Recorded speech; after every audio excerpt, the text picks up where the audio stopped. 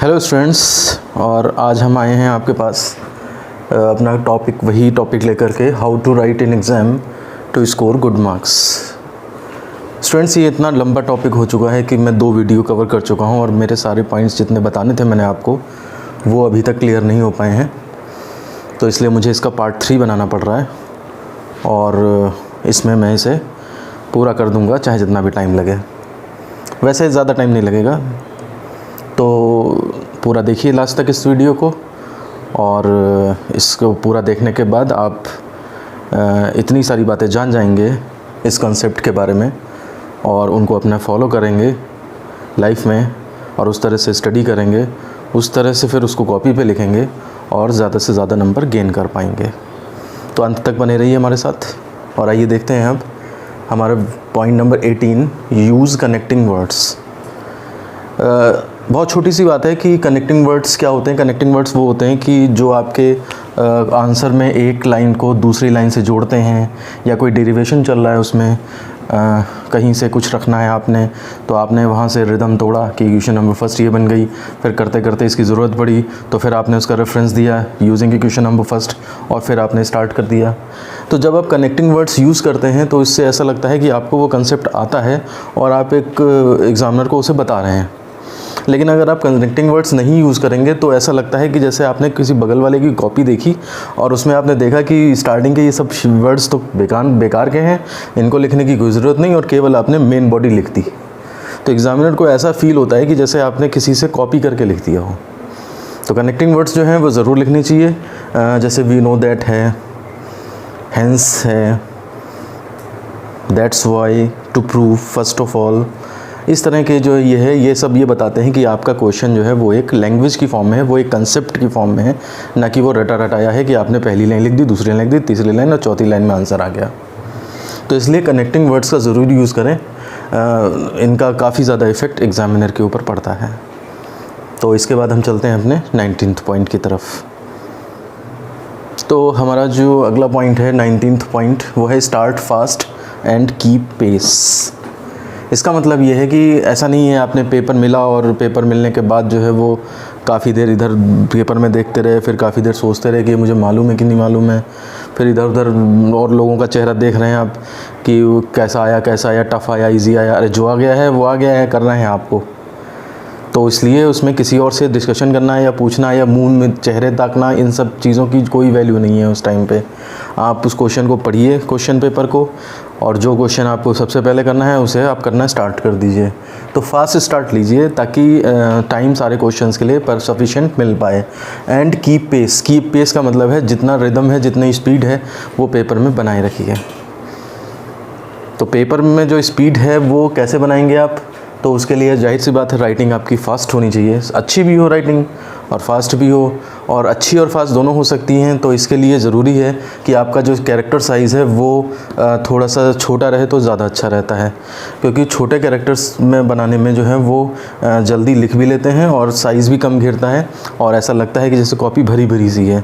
बड़े कैरेक्टर्स लिखेंगे तो पेज ज़्यादा भरेगा और लगेगा ऐसा कि बच्चे के पास मैटर कम है, और बड़ा बड़ा लिख करके उसने केवल पेज, दूर दूर कैरेक्टर्स रहेंगे, दूर दूर लाइनें रहेंगी, दिखेंगी, और वो अच्छा इम्पैक्ट नहीं पड़ेगा।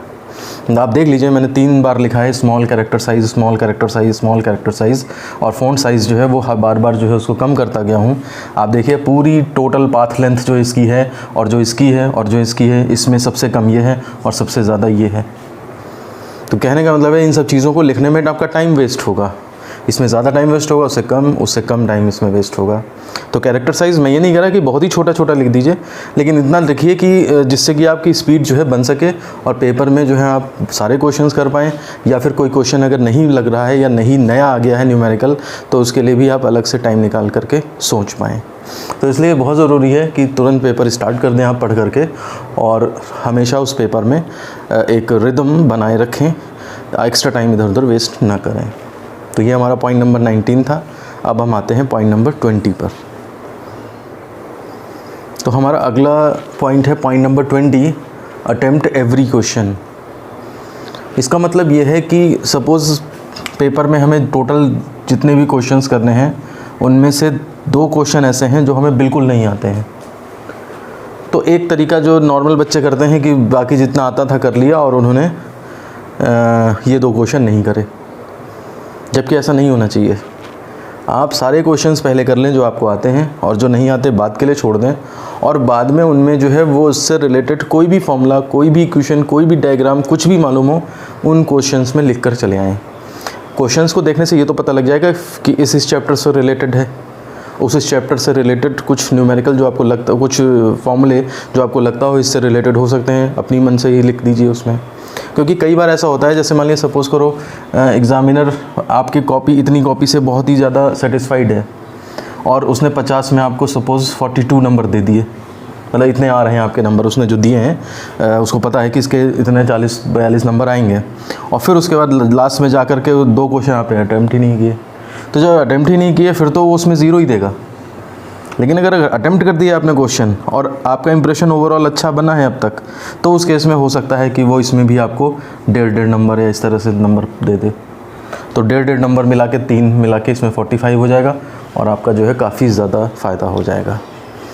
तो इसलिए कभी कभी एग्ज़ामिनर ऐसा होता है कि वो देना चाहता है नंबर, लेकिन उसको लिखा हुआ ही नहीं मिलता है।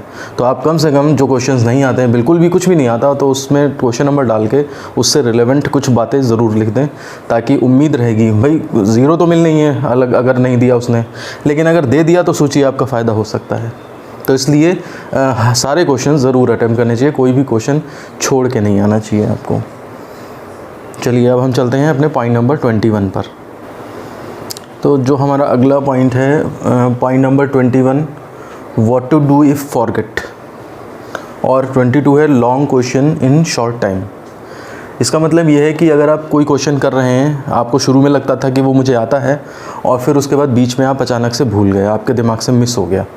देखिए प्रेशर में ऐसा हो सकता है, एग्ज़ाम में इतना प्रेशर रहता है, और बोर्ड एग्ज़ाम्स स्पेशली, जिसमें कि ऐसा हो जाता है कई बार कि बीच में से एकदम से आंसर स्किप कर जाता है, आगे का सॉल्यूशन या आगे का डेरिवेशन दिमाग से निकल जाता है, और फिर बच्चे घबरा जाते हैं कि क्या करें वहाँ पे।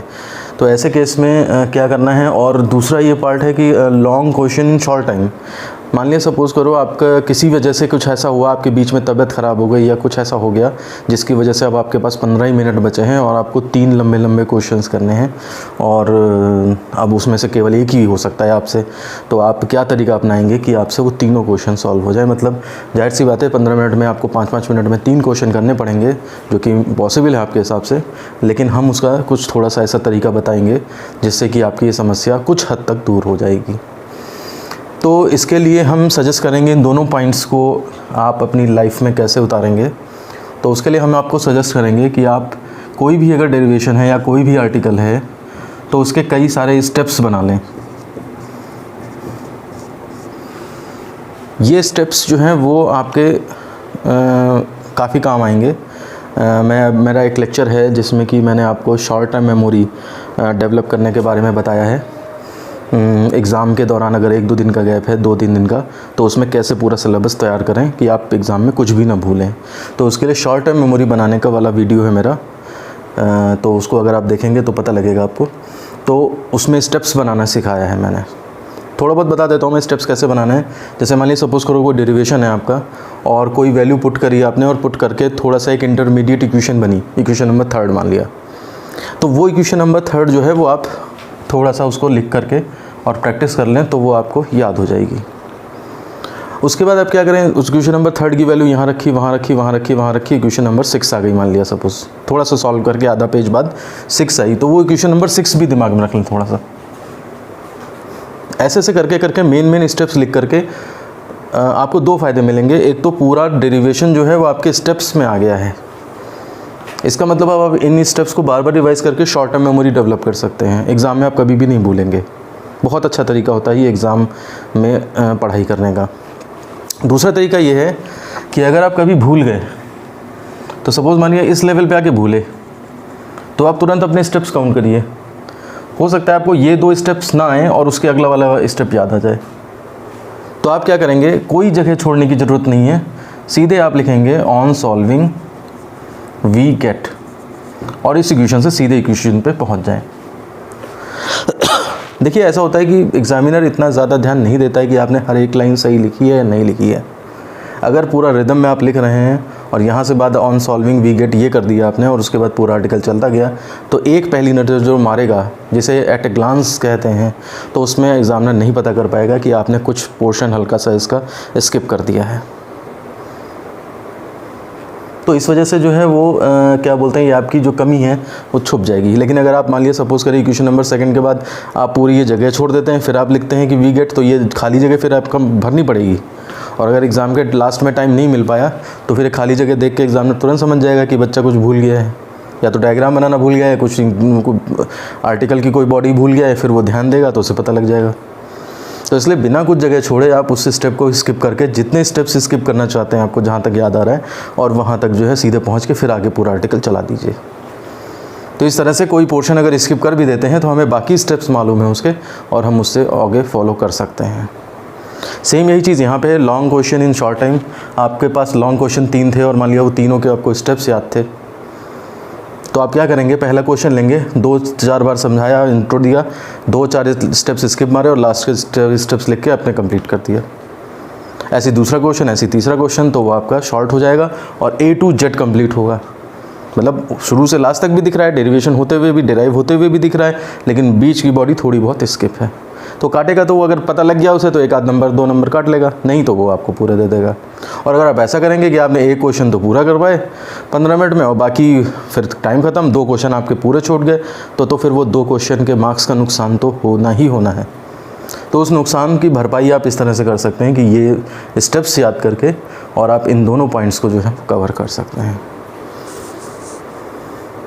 तो ये हमारे 21 और 22 पॉइंट थे। आइए अब चलते हैं हम नेक्स्ट पॉइंट की ओर। तो हमारा अगला पॉइंट है point number 23, question which we don't know. मतलब मान लीजिए सपोज़ करिए कोई क्वेश्चन ऐसा आ गया जिसके बारे में आपको बिल्कुल भी पता नहीं है। तो फिर ऐसा है, मान लीजिए सपोज़ करिए पहले, दूसरे, तीसरे A B C, इसमें मान लिया सेकंड का B पार्ट है जो आपको बिल्कुल नहीं पता है। तो फिर आप क्या करिए, A पता कर लीजिए, फिर सब नोट करते जाइए, सॉल्व करते जाइए, और 2B के लिए कोई जगह मत छोड़िए। और आप चूँकि और मैंने पॉइंट्स बताए थे कि start fast and keep pace, तो इस हिसाब से आप पेस बनाए रखते हुए और लास्ट में जो है उसके लिए ज़्यादा टाइम निकाल लीजिए। सेकंड B के लिए एक्स्ट्रा टाइम 15-20 मिनट का निकाल लीजिए, और फिर लास्ट पेज पे आके सोचिए कि इसमें क्या पूछा गया है। अगर कुछ याद आ जाए तो ठीक, और नहीं याद आ जाए तो फिर मैंने एक पॉइंट ये भी बताया था कि कोई भी क्वेश्चन आपको खाली नहीं छोड़ना, अटेम्प्ट हर कोई करना है। नहीं कुछ समझ में आ रहा है तो जिस चैप्टर से बिलोंग करता है उससे रिलेटेड कुछ कंसेप्ट, फॉर्मूले, और इस तरह से आप उसको दे दीजिए आप। तो इसलिए बीच में अगर कोई पॉइंट ऐसा फंस रहा है कि आप नहीं जानते उसे कोई क्वेश्चन, तो उसके लिए वहाँ पे जगह ना छोड़ के लास्ट के लिए बचा लीजिए, और इस पेपर की स्पीड थोड़ी बढ़ा दीजिए, क्योंकि जो अलग सा क्वेश्चन है उसके बारे में दिमाग लगाने के लिए थोड़ा एक्स्ट्रा टाइम चाहिए। लास्ट में जब पेपर ख़त्म हो जाए तब इस पर आकर के आप, और अब इसमें या तो अगर समझ में आ जाए आपको तो ठीक है कर दीजिए, और नहीं समझ में आता है तो फिर कुछ ना कुछ इससे रिलेटेड इसमें बातें लिख दीजिए। तो एग्ज़ामिनर का अगर मन करेगा, उसका वो सेटिस्फाई होगा आपकी बाकी कॉपी से, तो कुछ ना कुछ मार्क्स ज़रूर दे देगा। आइए अब हम चलते हैं अपने नेक्स्ट टॉपिक की ओर, 24। आइए अब चलते हैं हम अपने 24th क्वेश्चन की तरफ। Do not attempt extra questions. Extra questions attempt करने का मतलब है कि सपोज़ करिए क्वेश्चन नंबर 3 के parts A B C D E, ये 5 पार्ट्स आए, और उसमें लिखा था अटेम्प्ट एनी 4 पार्ट्स। तो आपने कुछ कहानियाँ इस तरह की सुनी होंगी पुराने टाइम में कि कोई विद्वान आदमी था, उसने अटेम्प्ट एनी 4 लिखा था उसने, तो उसने 5 सॉल्व कर दी और लिख दिया अटेम्प्ट चेक एनी 4 क्वेश्चंस। तो इस तरह की बातें जो हैं वो केवल कहानियों में अच्छी लगती हैं। अगर आपसे 4 पूछे गए हैं और आप 5 सॉल्व करते हैं तो इससे हेडेक किसका बढ़ेगा? इससे हेडेक एग्ज़ामिनर का बढ़ेगा, उसको एक्स्ट्रा टाइम उसके ऊपर देना पड़ेगा, और जब वो ऊपर कॉपी के ऊपर उसकी मार्क्स भरेगा तो मार्क्स में भी फिर वो उसको देखना पड़ेगा कि 4 के बजाय 5 में एंट्री कर रहा हूँ। फिर वो पीछे जाके आपका 5वां क्वेश्चन काटेगा, और इस सब में क्या होगा? इस सब में क्या वो खुश होगा? बिल्कुल नहीं, वो और इरिटेट हो जाएगा। तो इसलिए आपसे जितना पूछा है उतना ही आप करें, उसमें ज़्यादा ओवर स्मार्ट बनने की ज़रूरत नहीं है। 4 पूछे हैं, आप A B C D करें, आप A B D E करें या कुछ भी करें, कोई एक छोड़ें ज़रूर, ऐसा ना सोचें कि मैं पाँचों कर दूं और पाँचों करने के बाद जो उसको पसंद आएगा, जो सबसे अच्छा लगेगा वो चेक कर देगा। ऐसे केस में रूल ये है कि सबसे लास्ट वाला जो अटेम्प्ट क्वेश्चन होता है वो काटा जाता है। और कहीं कहीं बोर्ड में ऐसा भी होता है कि एग्ज़ामिनर जो चाहे वो काट सकता है, जो एक पार्ट। अब वो बेस्ट वाला भी आपका हो सकता है जिसमें सबसे ज़्यादा नंबर मिले हों, उसने अगर उसी को छोड़ दिया तो उस केस में आपका नुकसान हो जाएगा। और बाकी ये पूरे कॉपी के लिए इंप्रेशन ख़राब हो जाएगा आपका, क्योंकि एग्ज़ामिनर को बहुत सारे काम हैं, वो भी एक इंसान है, वो भी सुबह उठ करके और चाय नाश्ता करके और लंच पैक करके कॉपी चेक करने आया है वहाँ पे उसको क्या सुविधाएं मिल रही, क्या नहीं सुविधाएं मिल रही हैं, गर्मी में चेक कर रहा है, बहुत ठंड में चेक कर रहा है, और किस तरह से किन कंडीशंस में उसका मेंटल लेवल क्या है, कैसा वो फील कर रहा है उस टाइम। हो सकता है बॉस से डांट पड़ी हो सकता है घर से लड़के आया हो सकता है रास्ते में उसका किसी से ट्रैफिक में उसका झगड़ा हो गया हो, मान लिया ट्रैफिक वाले ने रसीद काट दी, उसकी चालान काट दिया हो, किन कंडीशंस में वो बैठा है आप नहीं जानते। तो ये सब इस तरह के ओवर स्मार्टनेस दिखाने से आपका नुकसान हो सकता है। तो इसलिए हमेशा ध्यान रखें कि एक्स्ट्रा क्वेश्चंस अटेम्प्ट करने की कोशिश कभी ना करें। इसके बाद हम आते हैं तो अपने 25th पॉइंट पे। तो हमारा अगला पॉइंट है point number 25, after answering the check the question. इसका क्या मतलब है? इसका मतलब यह है कि कई बार क्वेश्चंस ऐसे होते हैं कि जैसे उसने पूरा क्वेश्चन लिखा और लास्ट में उसने कहा कि ये भी बताइए, साथ में ये भी बताइए और इसका भी वर्णन कीजिए या इसके बारे में भी बताइए। न्यूमेरिकल है मान लिया, उसने दो के बाद एक और चीज़ और पूछ ली। अब होता क्या है इसमें, ये जो दो चीज़ें होती हैं वो तो थोड़ा लॉन्ग आंसर होता है और ये वाला पार्ट एकदम से आधा नंबर का या 1 नंबर का होता है, तीसरा पार्ट। तो ऐसे केस में होता क्या है, जब हम आंसर देना शुरू करते हैं तो आंसर देने में फर्स्ट और सेकंड पार्ट का आंसर देने में ही वो इतना लंबा हो जाता है कि हम एक तरह से भूल जाते हैं कि इसके साथ एक छोटा सा क्वेश्चन और भी जुड़ा हुआ था, वो हम भूल गए देना। तो इसलिए आंसर ख़त्म होने के बाद आप एक बार क्वेश्चन को दोबारा पढ़ लें कि उसमें से जो भी चीज़ें पूछी गई थी वो सब हमने आंसर कर दी हैं या नहीं। तो उससे क्या होगा, आपको अगर कुछ छूट रहा है तो वो पता लग जाएगा और आप उसका भी आंसर लास्ट में दे देंगे। तो कई बार ऐसा होता है हम अपने क्वेश्चन से सेटिस्फाई हो जाते हैं कि हाँ बहुत कुछ लिख दिया हमने और पूरा हो गया होगा, लेकिन एक बार वो क्वेश्चन में जाके फिर से देख लिया करिए कि कहीं ऐसा न तो नहीं है कोई ऐसी सी सिंपल सी चीज़ थी जो छूट जाए और पता लगा उसका मार्क्स जो है वो कट जाए। अगला पॉइंट है हमारा यूज़ पेंसिल फॉर डायग्राम्स। अक्सर क्या होता है जल्दी में हम लोग डायग्राम जो है वो भी पेन से ही बना देते हैं। देखिए अगर आपका परफेक्शन है अपने हाथों पे या डायग्राम बनाने में तो उस केस में आप पेन यूज़ करें या पेंसिल, कोई ज़्यादा प्रॉब्लम नहीं है। लेकिन अगर मान लिया सपोज़ करिए आपने पेन से बनाना शुरू किया और बीच में कुछ गड़बड़ हो गया तो फिर आप उसे सही नहीं कर पाएंगे, आपको काट के दोबारा से बनाना पड़ेगा। तो इसलिए अगर आप पेंसिल से बनाते हैं तो उस केस में यह है कि अगर कोई लाइन एक्स्ट्रा अननेसेसरीली खिंच गई या आप बना रहे थे, पता लगा आगे वाले लड़के ने अपनी टेबल चेयर खिसकाई किधर से उधर और पता लगा आपका हाथ हिल गया, आप डायग्राम बना रहे थे और हाँ उसने टेबल खिसकाई, एकदम से आपका हाथ इस तरह से हट गया और पता लगा ये लंबी लाइन खिंच गई। तो अगर ये पेंसिल से बना होगा तो आप इसको मिटा भी सकते हैं, पेन वाले में इसको नहीं मिटा सकते। तो इसलिए ज़्यादातर संभव हो तो डायग्राम्स जो हैं वो पेंसिल से ही बनाएं आप। इसके लिए डार्क पेंसिल यूज़ करें ताकि वो भी उतनी ही चमकीली दिखाई दे जितने की पेन दिखाई दे रहा है। तो डार्क पेंसिल यूज़ करके उससे आप डायग्राम बनाएं। अब हमारा रहता है लास्ट 27 पार्ट, देखते हैं उसमें हम बताएंगे आपको कि स्मार्ट चीट्स कैसे करें। तो हम अपने लास्ट पॉइंट पे आते हैं और जैसा कि वीडियो के शुरू में कहा था मैंने कि आज ख़त्म ही करना है मुझे और आज वास्तव में ख़त्म ही हो जाएगा। हालांकि वीडियो बनाते बनाते भी मुझे पॉइंट नंबर 26 एक्स्ट्रा याद आ गया था जो मैंने अभी पेंसिल वाला कंसेप्ट दिया आपको, और इसलिए टोटल नंबर 26 से बढ़ के 27 हो गए हैं। 27th पॉइंट मैं सजेस्ट करूँगा कि आप इसको ना ही फॉलो करें तो ज़्यादा अच्छा है, क्योंकि ये एक ट्रिक है जो कभी एक बार मैंने छोटे पे यूज़ करी थी और वो सक्सेसफुल रही थी। तो इसलिए है तो ये इल्लीगल, मतलब जिसे अनैतिक कहा जाए तो सही होगा, लेकिन फिर भी ये जैसे कहते हैं कि everything is fair in love and war, और एग्ज़ाम भी हमारे लिए एक तरह से युद्ध ही है, वार ही है। तो इसलिए अगर कभी आपको ज़रूरत पड़ जाए तो इस चीट का यूज़ कर सकते हैं। देखिए मैं क्या बताता हूँ इसमें, try to do smart cheats, और साथ ही साथ ये मेरे द्वारा रिकमेंड नहीं किया जा रहा है। इसमें क्या है, आप एग्ज़ामिनर को चीट करने की कोशिश कर सकते हैं, एक्चुअली ऐसा होता है कि एग्ज़ामिनर्स जैसे हम लोग हैं उसमें, तो हमारे दिमाग में क्या होता है, जब हम काफ़ी सारी कॉपी चेक कर देते हैं तो काफ़ी कॉपी चेक करने के बाद ये होता है कि हमें ये पता रहता है कि ये वाला क्वेश्चन पेपर में आया है या नहीं आया है। अब ये पार्ट ए में पूछा गया है, बी में पूछा गया है, सी में पूछा गया है, डी में पूछा गया है, वो हमें ज़्यादा याद नहीं रहता। ये हम ब्रेन जो है वो थोड़ा सा स्किप कर देता है इस चीज़ को। अगर आप एक्स्ट्रा कोई क्वेश्चन अटेम्प्ट कर देंगे क्वेश्चन पेपर में, हम उसे तुरंत पकड़ लेंगे। लेकिन अगर आपने सपोज़ करिए क्वेश्चन नंबर 4 के ए में 4 का डी अटेम्प्ट कर लिया, तो हो सकता है एग्ज़ामिनर उसे ना पकड़ पाए। ये देखिए पकड़ने और ना पकड़ने वाली बात है। पकड़ जाएगा आपका तो मार्क्स कैंसिल हो जाएंगे, लेकिन अगर नहीं पकड़ पाया कोई बाई चांस, इसमें हम ह्यूमन मतलब माइंड को चैलेंज कर रहे हैं एक तरह से। अगर उसने पकड़ लिया तो गए नंबर, लेकिन नहीं पकड़ पाया तो उस केस में आपका फ़ायदा हो जाएगा। तो स्मार्ट चीट ये है कि सपोज़ करिए क्वेश्चन नंबर 2 में A B C D 4 part हैं और इसमें से आपको 3 के आंसर देने थे, आपने इन 3 के दे दिए और आपको चौथा भी आता था, लेकिन चूंकि 3 ही के आंसर देने हैं तो इसलिए आपने चौथा नहीं अटेम्प्ट किया। अब आते हैं हम क्वेश्चन नंबर 5 में। तो क्वेश्चन नंबर 5 में ये है कि आपको A B C D इसमें से 2 आते हैं, C और D, और A भी नहीं आता, B भी नहीं आता। तो अगर आप रूल्स के साथ चलें तो आप इसमें तो तीनों सॉल्व कर देंगे, आपको नंबर मिल जाएंगे। चौथा नहीं किया आपने, 3 के पूरे नंबर, क्वेश्चन नंबर 2 के पूरे मार्क्स मिल गए आपको।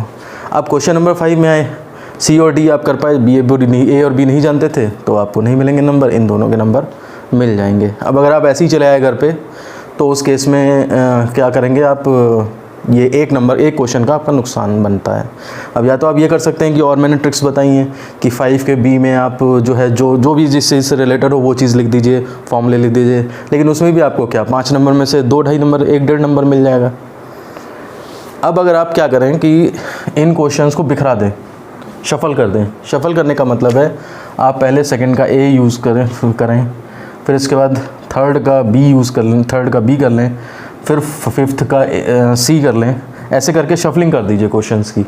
शफलिंग करने में क्या होगा, फिर एग्जामिनर इतना मेंटेन नहीं रख पाता कि ये क्वेश्चन इसके बाद वाला है या उसके बाद वाला है, भूलने के चांस हो जाते हैं कहाँ पे क्या है। और फिर आप ऐसी सिचुएशन में जा कर के 2A 2B 2C तो अटैम्प्ट कर दें इधर उधर, 5C और D भी अटैम्प्ट कर दें इधर उधर, और 5A और B नहीं आ रहे हैं तो 5A डाल के, और आप वो ना करके ये वाला आंसर वहाँ पे लिख दें केवल। ध्यान रखिए क्वेश्चन नंबर 2D नहीं डालना है। 2D डालेंगे तो वो 2A 2B 2C के नंबर दे चुका है, 2D के मार्क्स नहीं देगा वो। लेकिन अगर 5C और D के दे चुका है और 5A या 5B के नहीं दिए हैं तो 5A या 5B डाल करके आप वो आंसर ना अटैम्प्ट करके, वो क्वेश्चन ना अटैम्प्ट करके आप ये वाला अगर वहाँ पे अटैम्प्ट कर देंगे तो 20-30% चांस हैं कि आप उसे चीट कर पाएँ और हो सकता है आपको पूरे नंबर मिल जाएँ। मैंने ये काम अपने एग्ज़ाम में किया था और मैं सक्सेसफुल रहा इसमें, इसलिए मैं ये चीट बता रहा हूँ आपको। लेकिन मैं वैसे कोई ज़रूरत नहीं है इसकी, आप बाकी अगर पॉइंट्स फॉलो करेंगे, 26 पॉइंट्स जो बताए मैंने वो फॉलो करेंगे, आप मेमोरी बूस्ट करेंगे। हमने वीडियो बनाए हैं मेमोरी बूस्ट करने के, और एग्ज़ाम टाइम में कैसे प्रिपेयर करें, साल भर कैसे नोट्स बनाएं, कैसे प्रिपरेशन करें। अगर आप वो सब फॉलो करेंगे तो इन सब चीज़ों की आपको ज़रूरत ही नहीं पड़ेगी। तो इसलिए मैं सजेस्ट नहीं करूँगा कि आप ये चीज़ ट्राई करें। बस एक ये कंसेप्ट है, चलता भी है थोड़ा सा इधर उधर, तो इसलिए मैंने इसे डिस्कस कर लिया। तो स्टूडेंट्स, इन वीडियोस में हमने क्या देखा, पार्ट 1, पार्ट 2, पार्ट 3, इनमें हमने ये देखा कि आप अपनी कॉपी को किस तरह से प्रेजेंटेबल बनाएं एग्ज़ामिनर के सामने, कि जब वो एग्ज़ामिनर के सामने 2-3 मिनट के लिए आए तो वो एक ऐसा इंप्रेशन क्रिएट कर दे कि एग्ज़ामिनर उस पर मार्क्स देने पर मजबूर हो जाए। तो आशा करता हूँ आपको ये थर्ड पार्ट पसंद आया होगा, और साथ ही साथ दोनों पार्ट्स भी पसंद आए हैं। अगर आपने ये थर्ड पार्ट ही देख रहे हैं और पहला दूसरा नहीं देखा है तो पहले आप उन दोनों पार्ट्स को देख लीजिए, तब इस थर्ड पार्ट को देखिएगा। और या देख चुके हैं इसको तो साथ में 1, 2 भी देख लीजिए, तो आपको इतना बेनिफिट मिलेगा कि आप एग्ज़ाम में अच्छा स्कोर कर पाएंगे। तो अगर आपको वीडियो ये पसंद आया है तो इस पर लाइक कर दें और कमेंट करके बताएं कि आपको कैसा लगा, या कोई और पॉइंट अगर छूट रहा हो इसमें जो आपको लगता है कि होना चाहिए तो वो आप हमें बताएं, हम उसे नेक्स्ट वीडियो में कवर कर लेंगे। और अगर आपने चैनल को अभी तक सब्सक्राइब नहीं किया है तो इसे सब्सक्राइब कर लें और इसका बेल आइकन दबा करके ऑल सेलेक्ट कर लें। साथ ही साथ अगर आपको ये वीडियो पसंद आया तो दोस्तों में भी शेयर करें। धन्यवाद।